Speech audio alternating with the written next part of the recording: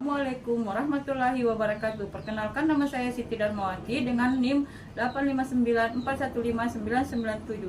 Saya berasal dari Pogjarowajo. Hari ini saya akan melakukan kegiatan praktikum yang ada di modul 6, yaitu tentang gelombang. Percobaan yang kedua yaitu sifat pemantulan gelombang. Adapun tujuan dari praktikum ini yaitu mengamati sifat pemantulan gelombang. Adapun alat dan bahan yang akan saya gunakan, yang pertama adalah batu kerikil, baskom yang berisi air, selingki, tali, tabel pengamatan, dan pulpen. Sekarang kita akan melakukan kegiatan praktikum. Yang pertama yaitu lakukan percobaan tersebut di baskom yang berisi air, kemudian jatuhkan kerikil di atas permukaan air. Kemudian amati gelombang yang terjadi di permukaan air. Bagaimanakah bentuk gelombangnya? Perhatikan sisi-sisi baskom yang dikenai gelombang. Adakah gelombang yang dipantulkan? Kita akan mulai.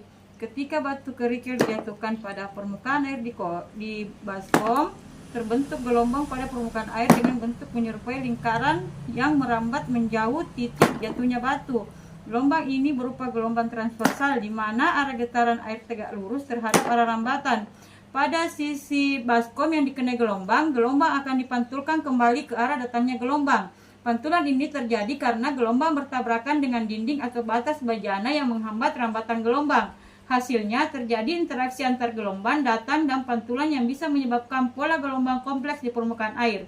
Jadi, bentuk gelombang yang muncul adalah gelombang melingkar yang merambat ke segala arah dan sisi atau tepi bencana. Terjadi pantulan gelombang yang mengarahkan gelombang kembali ke tengah atau sumbernya. Yang kedua yaitu rentangkan selingki sejauh 1,5 meter. Ikatlah salah satu ujungnya pada tiang atau dipegang oleh anak saya. Kemudian ujung satunya itu harus tetap pada tempat yang tidak bergeser.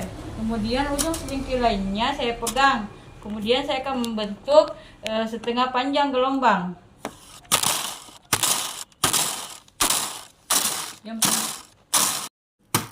Saat silk yang ujungnya terikat dipetik atau digetarkan, gelombang berjalan tanpa denyut. Setengah gelombang merambat sepanjang tali sampai mencapai ujung yang terikat. Pada ujung tersebut, gelombang dipantulkan kembali ke arah asalnya. Ujung terikat tidak dapat bergerak bebas sehingga gelombang pantulan mengalami pembalikan fase sebesar 180 derajat setengah gelombang. Hal ini menyebabkan terbentuknya simpul atau titik diam tepat di ujung tali. Pola gelombang yang terbentuk berupa gelombang stasioner, di mana terdapat simpul atau titik tidak bergetar dan perut atau titik bergetar maksimum secara bergantian sepanjang selingki. Jika gelombang belum teramati dengan jelas, kemungkinan gelombang sedang dalam proses terbentuk atau frekuensi getaran belum sesuai dengan kondisi resonansi. Ringkasnya, gelombang pada selingki ujung terikat dapat dipantulkan. Gelombang pantul mengalami pembalikan fase 180 derajat dibanding gelombang asal. Ujung terikat menjadi simpul tidak bergetar.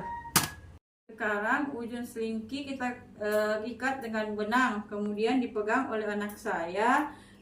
Kemudian getarkan ujung selingki yang Anda pegang satu kali hingga membentuk setengah panjang gelombang seperti percobaan kedua.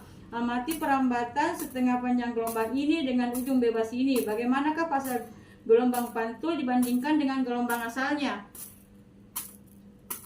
Ketika gelombang merambat pada selingki yang ujungnya bebas, gelombang akan sampai pada ujung bebas dan dipantulkan kembali tanpa mengalami pembalikan fase.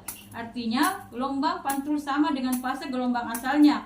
Karena ujung bebas dapat bergerak bebas, titik ujung tersebut menjadi antinut atau perut, yaitu titik dengan amplitudo getaran maksimum. Perambatan gelombang setengah panjang gelombang ini dengan pantulan tanpa pembalikan fase membentuk gelombang stasioner yang mempunyai pola dengan simpul dan perut bergantian. Simpul atau titik diam akan berada di posisi tertentu sepanjang tali, sementara antinot atau titik getar maksimum pasti berada di ujung bebas. Jadi, fase gelombang pantul pada ujung bebas sama dengan gelombang asal, berbeda dengan ujung yang terikat yang mengalami pembalikan fase 180 derajat. Gelombang ini membentuk gelombang stasioner dengan ujung bebas sebagai antinotnya.